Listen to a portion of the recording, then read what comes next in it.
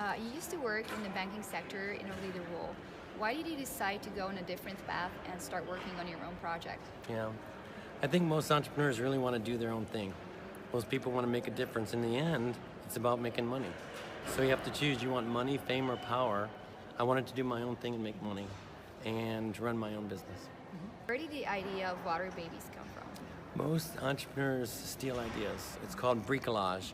It's like a collage and you make uncommon parts that are existing together. My sisters used to make dolls out of water balloons. So imagine a baby head balloon, body, Sharpie, Scotch tape, diaper with hot water. So I was 8 years old and I had a record log of ideas and I just kept these going all my life. I think everyone, if you're an entrepreneur, ought to journal your ideas, get them out of your mind into a piece of paper. Was it easy to get investment for your project in the beginning? There's no such thing as raising easy money ever. So what I would say is if you're going to raise money, first know what problem you're going to solve, know what your solution is, and make sure there's a customer fit. I happen to be good at it because I was a banker, so I knew how to write business plans. I had a good network. I was making good prototypes, and I was compelling about the passion about what I was doing. But you have to really know who the customer is and what does the investor want. They really want a return, but they also will be investing in you and your energy, and it's never easy. What do you think made your company this successful? You know, it takes a great idea, and it takes a founder who just won't give up. Creative problem solving, resiliency, and so if it was easier to do, more people would do it. It is 1% inspiration, 99% perspiration, and you just have to get at it. And the one thing I would say to entrepreneurs listening to this is you cannot do it alone. It's going to require your ability to build teams to complement your strengths. You cannot do it alone. As the founder of the UMSL Accelerator, your goal is to help students having an innovation-focused and entrepreneurial mindset. What do you think, how open the Hungarian youth is to entrepreneurial lifestyle compared to the Americans? In America, people see too many success stories.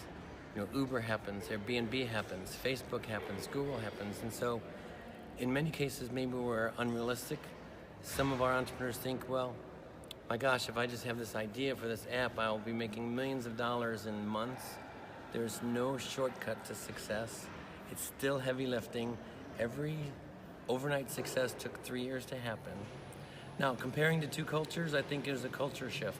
For Hungarians to embrace entrepreneurship, they're going to have to, first of all, believe in themselves. I can do it. And then enroll others in it. So there's going to have to be a system shift in how students and entrepreneurs view themselves here to really, when you're convinced, you can be convincing. If you're not convinced, you cannot be convincing.